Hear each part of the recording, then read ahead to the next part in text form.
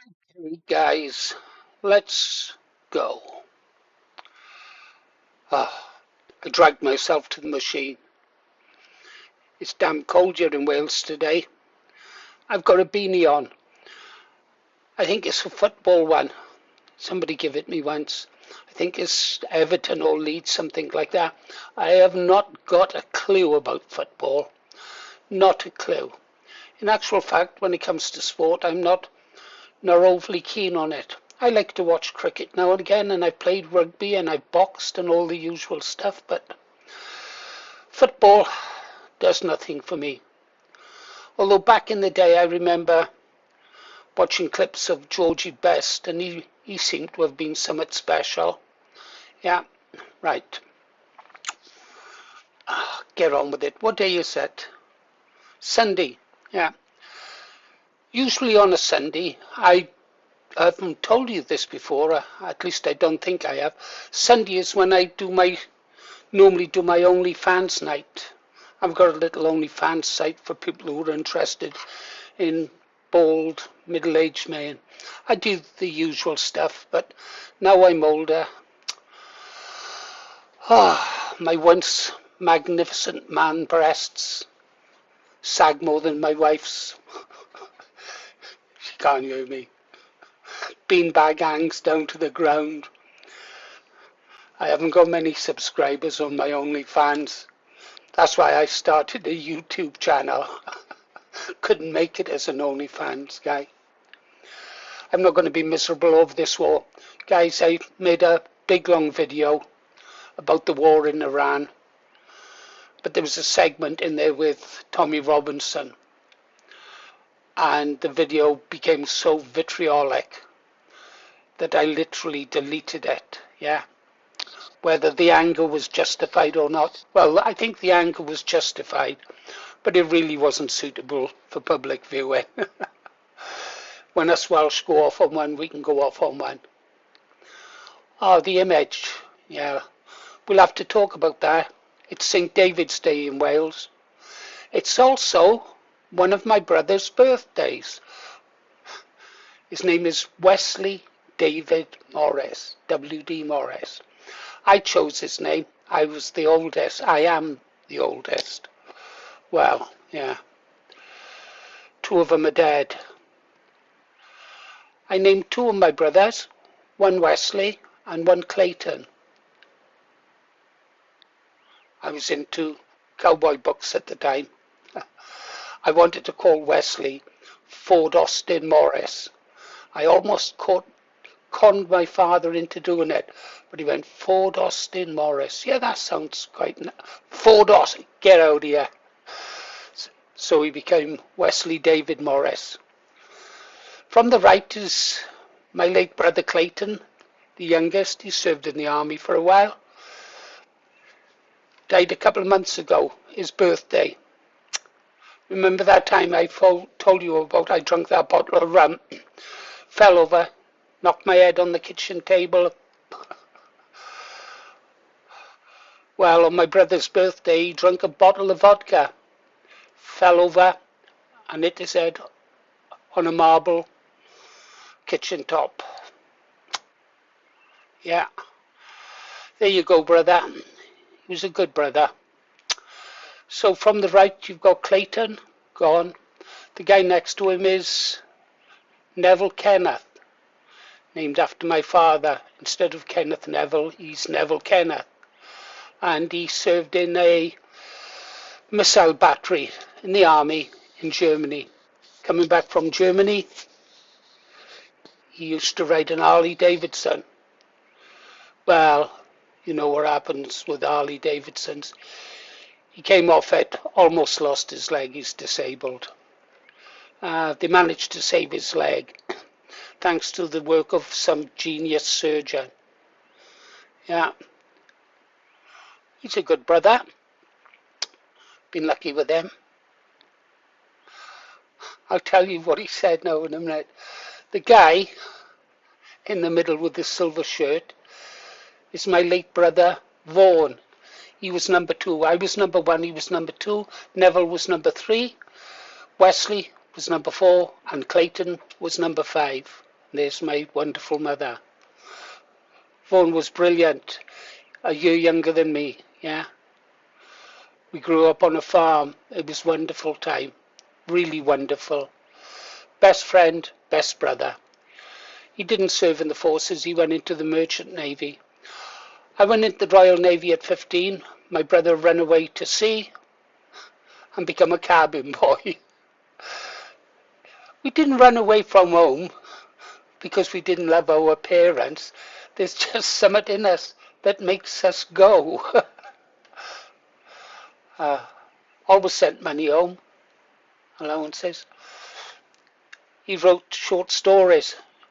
Used to nag me to read Lord of the Rings. I wish I'd read it now so I could have talked to him about it. It infuriated him. One hell of a guy. They all got unique personalities. And then the guy with the bow tie on, that's Wesley David. Yeah, he served in 7th RHA. I put some images of him up in the past when the Paras used to come and stay at our home. My parents' home was either full of sailors, parachutists, or army. Fabulous times. I've had a lucky life, guys, I know that. Well, Wesley, he's a beautiful artist. He painted a big painting for the British Legion, Normandy beaches, Normandy landings. He painted a thing of Sword Beach. As you know, my father landed on Sword Beach, so he done a painting for the club. I'll have to get some photographs of some of his artwork and show you. He lives in an house somewhere up in the mountains in Snowdon. He likes being remote. I always wanted to be a lighthouse keeper away from the world. And then that smug little get on the left, well, that's me. And my mother, the most wonderful mother in the world. After Vaughan died, so then there's 4. And then I could show the photograph of the funeral of my brother Clay. We were stood there, myself, Wesley and Neville. And he come up to Wes and I, and he had 3 sticks in his hand, and he held it out. He said, right, pick a stick, he said, shortest stick goes next. You might think I didn't love my brothers. Of course I did. But some people just handle death in different ways, don't they? I'll tell you about the people I've seen die. I've seen them die hard. I've seen them die brave.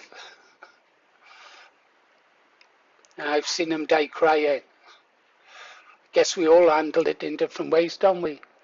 Anyhow, Wes, oh yeah, he has to be in a wheelchair most of the time these days. Oh, because of injuries he received in the Paras, yeah. As you get older, your body, yeah. There you go. Anyhow, happy birthday, Wesley David Morris. And I was Mum's favourite, she told me. At the funeral, we were having a few beers afterwards, and I said, Mum always said I was her favourite. They burst out laughing. They said, what? She told me I was. And then I said, she wouldn't tell you that, I said, because I swore not to tell her in her lifetime, but you were adopted. You know what? I was going to show you some footage I've got from... Let's take that away for a second, guys. I don't want to talk about what we're going to talk about in front of my mother. I was going to talk about Iran. I just watched a video of Tommy Robinson Oh, one of his best performances yet. Women being killed, children being killed, this, that, blah, blah, blah. Fight, defend Israel, fight for America, blah, blah, blah, blah, blah. And he said, they are shouting, death to America. And I thought, well, I guess they are, Tommy. You just blew up a school and killed 86 schoolgirls.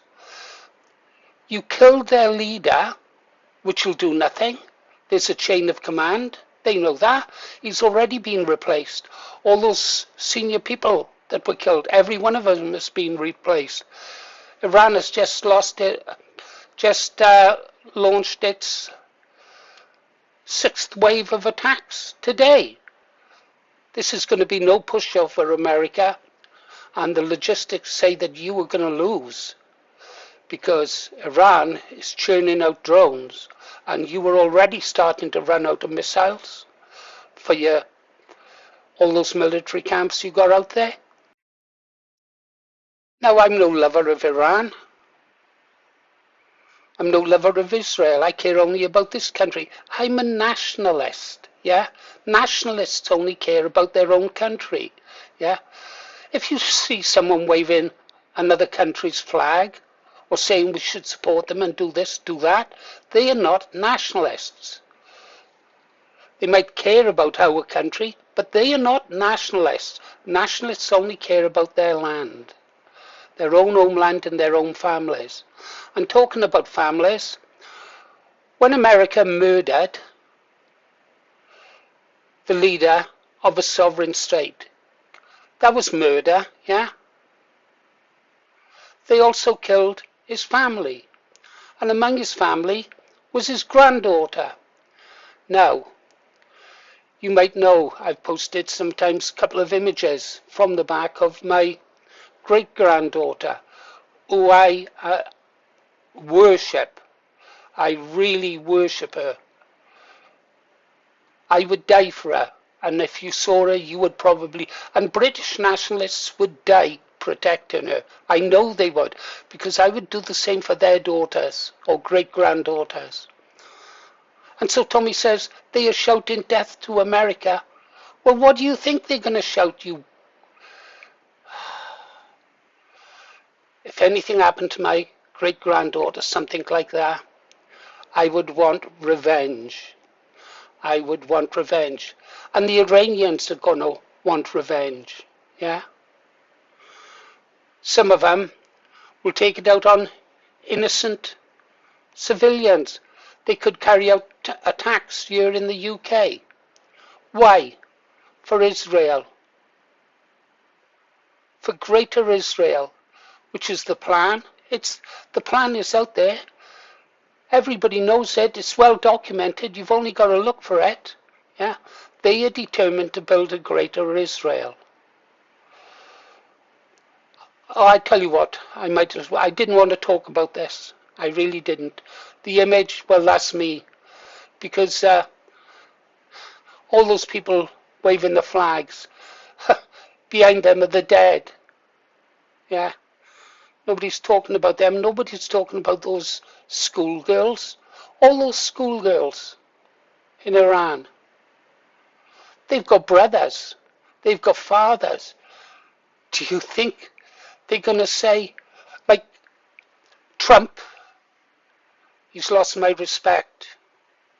I used to say you refer to him as President Trump. Not anymore. He's just like all the others, isn't he? He banged his head on the wall and he bent the knee to a foreign country. I believed him when he said, no more overseas wars. I'll bring back our troops from America and we'll make America great again. I really believed him. At first I thought he was going to deliver. But I'm still waiting for Hillary Clinton to be thrown in jail. He was going to jail her. He was going to end the Ukraine war in a day. Lost all respect for Trump. Pause, because there was something else to add to that. Now it's gone. Don't wave another country's flag. Don't tell me to support Israel. Go watch Tommy's latest stage act. It will turn your stomach. I'm going to show you a bit of a video, maybe a bit of 2 or 3. Let's do it. We're over on History Debunked, Simon Webb.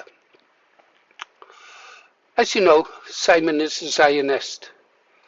He's a very talented man. He's very intelligent, very articulate. I've never read any of his books. He lives quite near to me, actually, but that's a story for another time. Remember this, Simon is a Zionist. Let's see what he has to say, is there? There is an old saying about whether this or that event is good for the Jews. There are jokes going back over a century about things like some old Jew listening to his grandson talking about Babe Ruth, the American baseball player, and then asking, this Babe Ruth, is he good for Jews? Like all good jokes, this one contains an element of truth, for there is a tendency on the part of Jews to look at events, domestic or international, and ask if there are any negative connotations either for them or, since 1948, for Israel, the Jewish homeland.